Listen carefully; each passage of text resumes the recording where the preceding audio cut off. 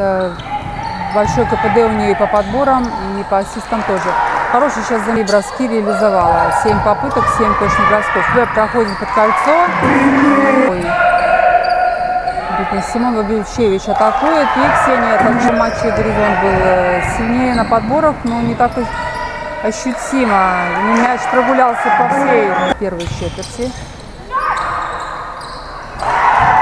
Джонс усталый. Джонс сейчас в атаке для Цмоков. Без проблем. Без остается на атаку. Костюковец издали. Помним бросок Полины. Борчевская сейчас на последних секундах атакует. Новенская против Веб и уходит хорошим реверсом. Обманывает. Но ни одна, ни другая команда за весь матч не применяла. Каспер и Еременко перекрыты подходы к кольцу. И сейчас Настя просто, поэтому не стою, повторяю, что здорово, что Настя проводит за то, что смогли продержать всех нас в напряжении до самого конца матча.